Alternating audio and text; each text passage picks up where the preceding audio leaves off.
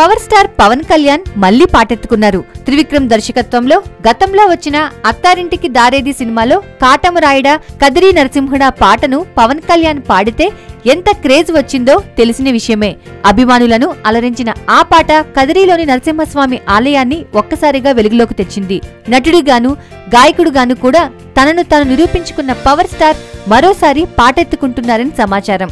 గతంలో పలు చిత్రాల్లో పవన్ కళ్యాణ్ పాటలు పాడినా 4 ఏళ్ల క్రితం త్రివిక్రమ్ దర్శకత్వంలో వచ్చిన అత్తారింటికి దారేది చిత్రంలో పాడిన కాటమరాయుడా కదిరి నరసింహుడా సాంగ్ పెద్ద హిట్ గా నిలిచింది.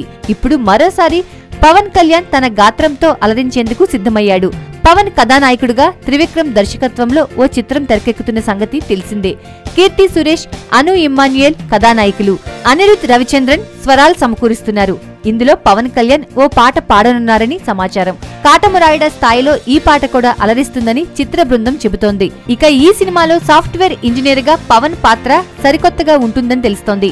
జల్సా, అత్తారింటికి దారేది చిత్రాల తర్వాత పవన్ త్రివిక్రమ్ కాంబినేషన్ లో వస్తున్న చిత్రం కావడంలో భారీ అంచనాలు ఉన్నాయి. హారిక హాసిని క్రియేషన్స్ పతాకంపై రాధాకృష్ణ ఈ చిత్రాన్ని నిర్మిస్తున్నారు. అతి త్వరలోనే పవన్ కళ్యాణ్ పాడే తాజా పాట ప్రేక్షకుల ముందుకు టీజర్ గా కూడా రావచ్చునని ఫ్యాన్స్ ఖుషి అవుతున్నారు.